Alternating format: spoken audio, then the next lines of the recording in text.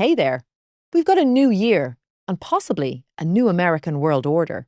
So we are going to run the country until such time as we can do a safe, proper, and judicious transition. The US military action in Venezuela has put countries around the world on notice, particularly those with critical natural resources. Venezuela has the world's largest oil reserves, and now that President Nicolás Maduro is out of power, Trump wants more US oil companies back in the game there. We're going to have our very large United States oil companies, the biggest anywhere in the world, go in, spend billions of dollars. So what does this resource control mean for the global economy and for you? Let's try and find out. I'm Carmel Crimmins, and this is Reuters Econ World. Every week we go deep on the economic principles and ideas driving the biggest news around the world. This week, Venezuela, Trump, and the race for resources.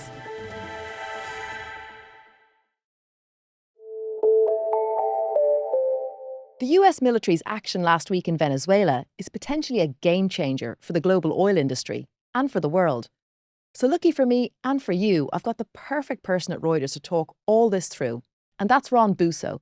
He's an energy columnist at Reuters Open Interest and someone who's covered the oil market for years. Welcome, Ron. Thanks very much, Carmel. Good to be back. So, Ron, tell us, where were you when you heard the news about Venezuela? Were you having a post-holiday kind of mince pie, relaxing? It was early morning in London. I was still in bed and I saw that there were some explosions in Caracas, and I said, okay, that's interesting. Something to keep an eye on. Yeah. And then a few hours later, Donald Trump came out with his announcement that they've seized Maduro and bringing him to New York. And at that point, I said, ooh, that's quite something. And from that point onward, my weekend was definitely ruined by work. But it's quite interesting, isn't it? It's a fascinating story. I mean, you mentioned Trump in the press conference there. He made reference to Venezuela's oil reserves. Is it safe to say that's a pretty central part of his thinking in all of this? Well, it appears so. I mean, Trump was very direct in saying that this is what he was planning, removing Maduro and bringing large U.S. oil companies into Venezuela in order to revive production and make a lot of money. He was very clear about it. He repeated it a few times, and there's no reason why we shouldn't believe that that's his plan, yeah. But why oil, if I can't put it like that, right? Like, isn't it kind of almost like yesterday's energy asset? It's a good question. Some might consider oil yesterday's commodity, but the fact is, first of all, that the world still continues to consume huge volumes of oil. And more importantly, Trump has a really certain high affinity for fossil fuels, and he sees U.S. access to natural resources as a key element of the American policy, international policy. And indeed, what's happened in Venezuela is the starkest example so far of how Trump and his administration are implementing this policy to secure natural resources, trade routes, in order to secure the U.S. economy and grow it. I mean, in terms of the oil market itself, there's a lot of supply out there, isn't there? I mean, the world's kind of awash with it. Why is that? Well, that's a result of a lot of investment that went into oil over the past decade or so, in particular due to the real boom in U.S. Onshore shale oil production since the mid-2010s that completely upended global oil markets and turned the United States into the biggest producer and a major exporter of oil after it was a very big importer only a couple of decades ago. I mean, that's the thing, right? I mean, the US doesn't really need the oil, does it? Right? I mean, it's, like you said, the world's biggest producer. It's a complex question because the US is the world's biggest producer and it exports oil, as I said, but it also still imports oil. And interestingly, it imports a lot of oil from Canada and Mexico and some from Venezuela, which is of a very specific grade. This is getting a bit technical, but it's actually quite important. No, go for it, Ron. We like to get technical. Go on, go for it. So here we go. So not all oil is equal. U.S. oil is what's considered light oil, whereas Canadian, Venezuelan, and some Mexican is heavy oil. And a lot of the U.S. refineries along the Gulf Coast that were built in the 80s were configured to process heavy oil in large quantities. A lot of it was coming from Venezuela at the time. And then the shale revolution in the US came and a lot of production in the Gulf of Mexico, and that changed how refineries process oil, but they still require this heavy oil, and they still import significant volumes from Canada and Mexico, and small volumes from Venezuela even today. The US might be a major producer and an exporter, but it still imports and requires different types of crude to sustain its refining and fuel requirements. So you mentioned that the world still consumes vast quantities of oil. How does it stack up? Is it still the world's number one energy source? Because we do hear sometimes about peak oil demand potentially on the horizon. Oh yeah, definitely. Oil is still the most important commodity, the biggest commodity, the biggest traded commodity today. There have been a lot of expectations for oil demand to plateau, peak, and decline towards the end of this decade. But today there's a growing consensus that this peak might not be as early as some had expected. And that's because we're just seeing that oil demand continues to grow because of people flying more.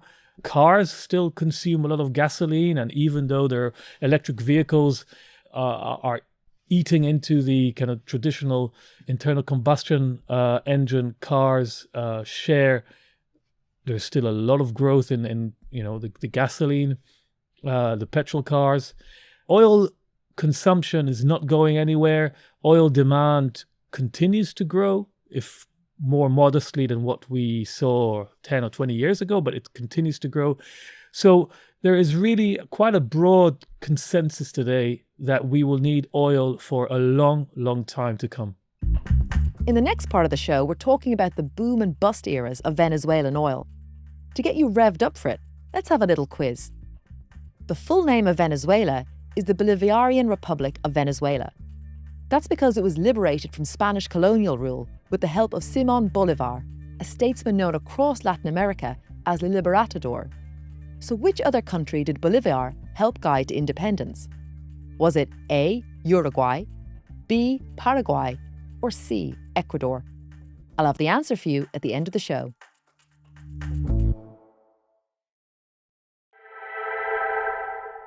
Ron, talk to us about Venezuela's place in the oil industry. How much does it currently produce?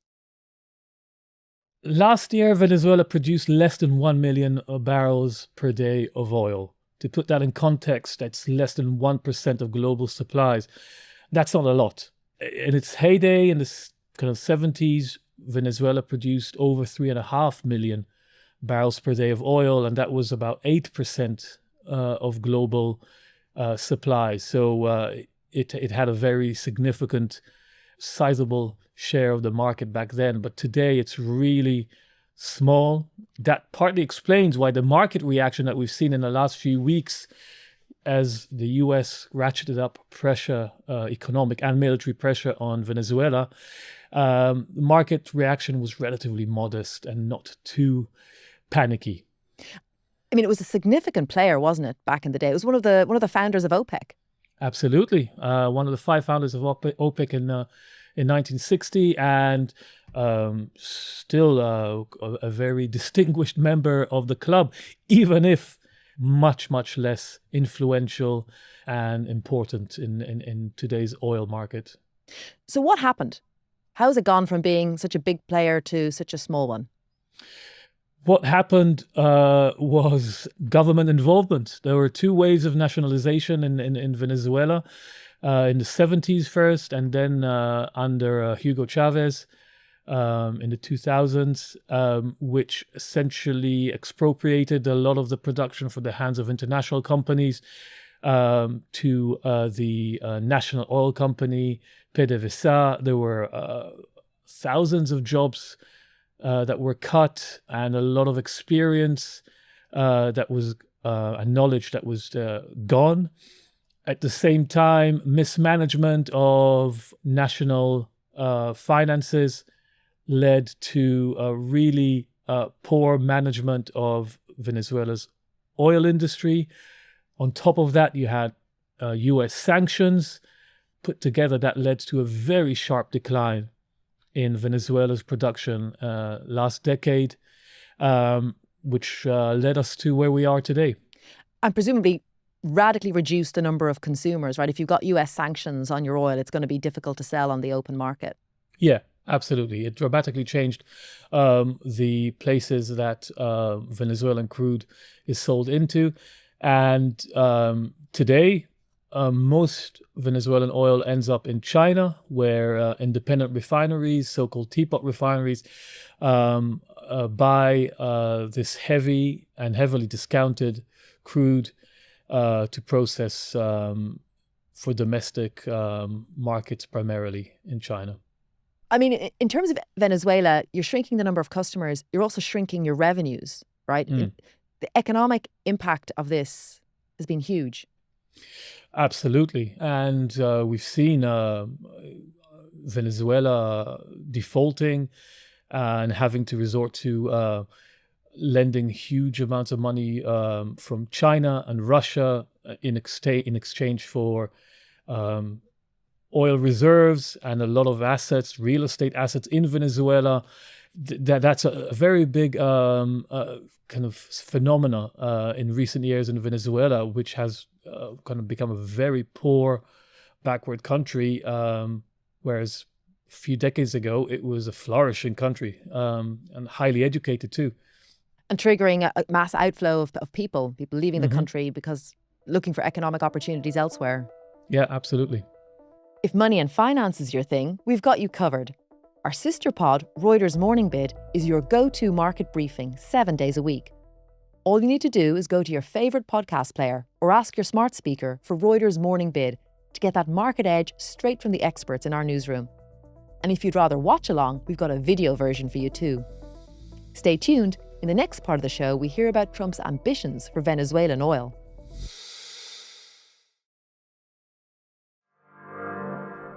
So Ron, Venezuela's oil industry has been under strict sanctions since 2019. Are there any US companies that are still able to operate there? Just the one, Chevron. When the US imposed its sanctions on Venezuela's oil industry and PDVSA, its national oil company, it did issue a special waiver for Chevron to continue operating its joint ventures in Venezuela. It was mostly for safety issues, but also because the US refineries require that crude. And Chevron has continued operating there. There were a few stops and starts, but generally it's operated there throughout the whole period. And exports from Venezuela to the US stood at around 150,000 barrels per day in recent years. Far, far less than where they were 10 years ago. What happened to the other US companies that were involved there? Some were forced out following the nationalization under Chavez. Those companies had to write down the value of the assets, or some of them, like ConocoPhillips, went into lengthy and complex arbitration processes with the Venezuelan government and are still hoping to recoup some of the debt they're owed. It's a lot of money. We're talking tens of billions just to the oil companies. These are issues that actually will have to be resolved once a new government is put in place. I mean, it's very unclear what's going to happen next, but in terms of the Maduro administration, prior to his ousting, had he shown any interest in working with the Trump administration when it comes to the oil sector? I think there was some contact between the Trump administration and Maduro. Trump mentioned that he had offered Maduro a way out, but overall, the Venezuelan government has been kind of hawkish towards the United States, and definitely the Trump administration. People like Marco Rubio, Secretary of State, were also very hawkish in their position towards Venezuela. Generally, these two governments were quite hostile to each other. I mean, Trump is clearly interested in getting US companies back in the country in a major way and sort of, quote unquote, reviving Venezuela's oil industry. How realistic is that? In theory, it's realistic. I mean, as you mentioned, Venezuela has the world's largest oil resources, and they are vast. 300 billion barrels of proven reserves, more than Saudi Arabia. But it's not that simple. First of all, for an oil company to go into a country, especially in these circumstances, after a lot of them were kind of pushed out and left kind of with a debt, unpaid debt, they would require quite a lot of certainty about the government in place. And to sign a contract with this government, they would want some assurances and to have a clear understanding that they will manage to pay out what they invest in the country. So that's one issue. From a technical perspective, Venezuelan's production has been in a terrible state of disrepair for years now. That means that wells were shut down and abandoned. Pipelines haven't been maintained.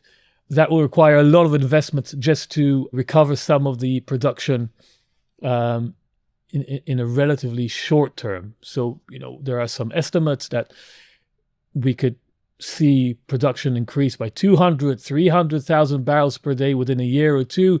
But that's a lot of money, and there are a lot of questions around how quickly that can be done. Looking beyond that, developing new fields and tapping some of those huge reserves would require tens of billions of dollars and years to develop. Some estimates say that Venezuela could double its production from 1 million to around 2 million barrels per day within a decade. So that's kind of the time frame and scale of investment we're talking about. It's a lot of money. Companies will want to make sure that they can make solid returns from such investments. And as I said, there are a lot of open questions that need to be answered before they make such decisions. Ron, do US oil majors even want to go back into Venezuela? I suspect not too much. Chevron, of course, is in Venezuela, but the others are not. And I'm not sure Chevron or Exxon or Conoco would be that thrilled about investing billions in Venezuela. And the reasons are, first of all, the quality of the oil. Venezuelan oil is heavy. It's relatively expensive to extract and process. And all these companies are today super focused on maintaining low costs. The three companies I mentioned have large operations in the US shale basins, which are quite cheap, around $35, $40 per barrel. Exxon and Chevron also have large growth in Guyana. Again, very cheap oil. And Venezuela, it's a big question how much it would cost to extract new oil in Venezuela. I got some estimates from industry people, anything between 40 to 70 and even higher per barrel. So it doesn't appear to be very competitive on kind of a global level. And companies, independent companies that are focused on returns will have to weigh investments in Venezuela against investments in other places around the world. Trump has essentially said that they're going in without really consulting them. And these companies have definitely not said they would want to go in publicly. So they are kind of hamstrung here between not wanting to upset and get on the wrong side of Trump, but also they don't want to necessarily go into Venezuela when there's so much uncertainty about who's in power, who do you sign the contract with, the sanctity of the contract, etc., etc. Trump has put these companies in an uncomfortable position, which leads me to believe that actually they're not that thrilled about the prospect of going into Venezuela. If you like this podcast, why not subscribe to the newsletter that accompanies it? Also called Reuters Econ World, it spotlights our best coverage of finance and economics, and it's published straight to your inbox every Thursday. We've put a link to the sign-up in the description to today's show. In the final part of this episode, we look at the geopolitics of all of this and where it leaves the global energy sector.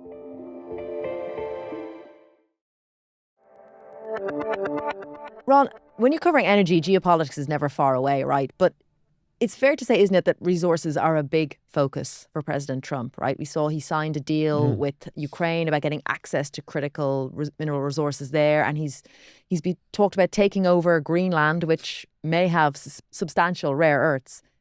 What kind of message does this send to resource-rich countries? And Trump has also mentioned the Panama Canal, for example. You know, he also taunted Canada for a while.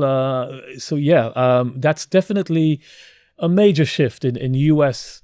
policy. It was defined a few weeks ago in late November, I believe, in this strategic update which the White House issued, where they talked about kind of the sphere of influence in the Western Hemisphere. And Trump mentioned that and the Monroe Doctrine in his press conference on Saturday. It's a major change, and the message is complex and probably worrying for most of the world. Trump is saying essentially we are not interested in the past policies that bound the United States with other countries, such as, democracy or liberalism or all sorts of trade interests. And today it's much more about what's good for the United States. And if the United States deems something necessary to be done, they will do it no matter what. That's kind of the message.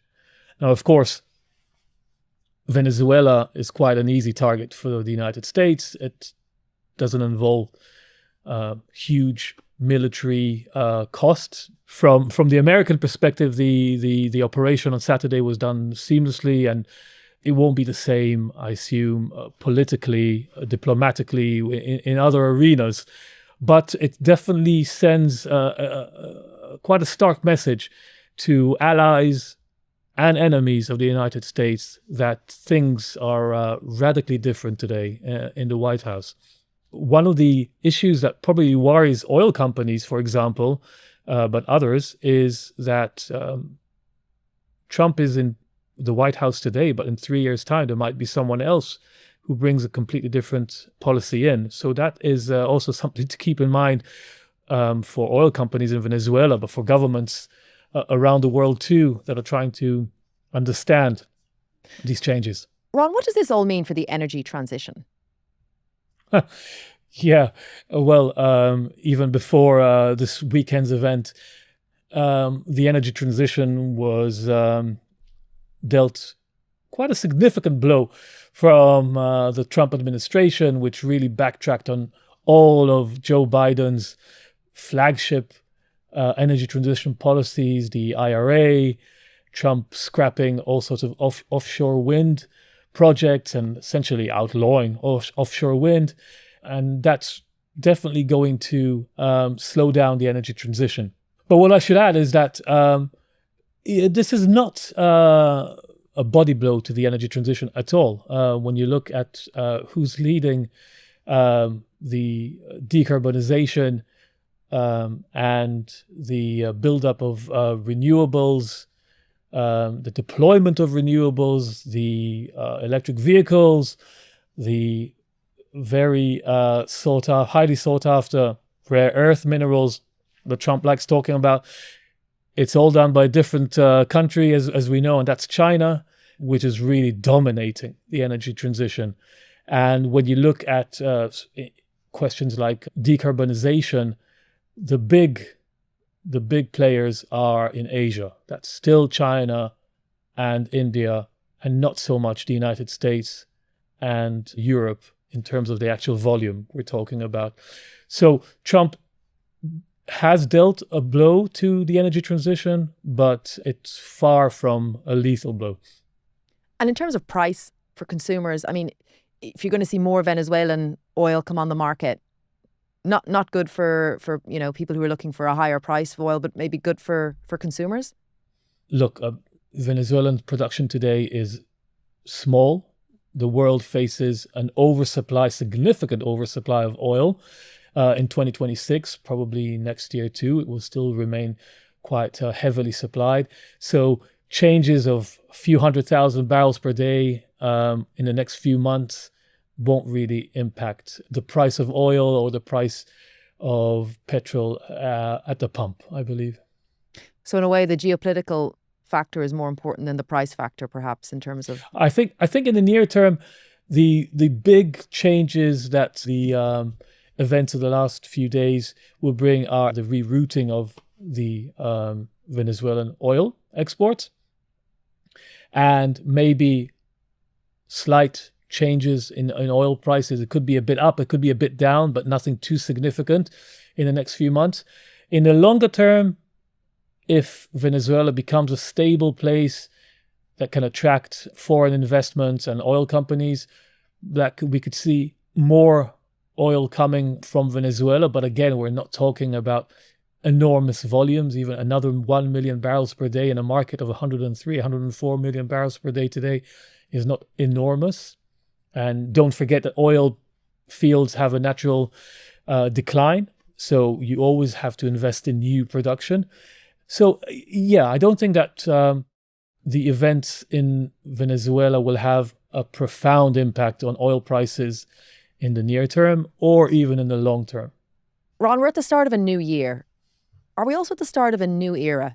Yeah, it definitely feels like it. I'd say we're still processing what happened this weekend, and I think it will take weeks and months to understand the full impact. But it definitely feels like we've entered a new era for international relations, for resource nationalism, and for American foreign policy, just in a matter of days. There's no question about it.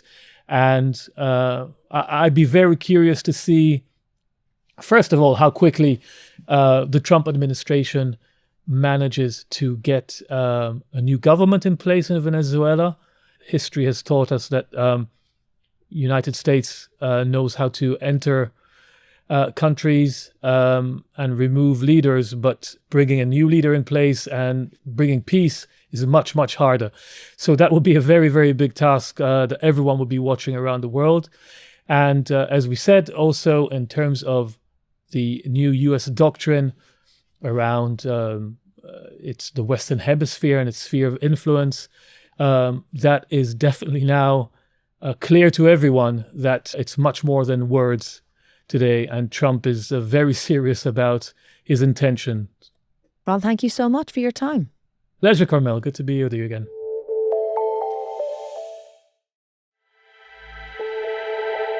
A big thank you to Ron for his time and insights. You can catch his columns on Reuters.com and the Reuters app, and all our coverage of events in Venezuela there too.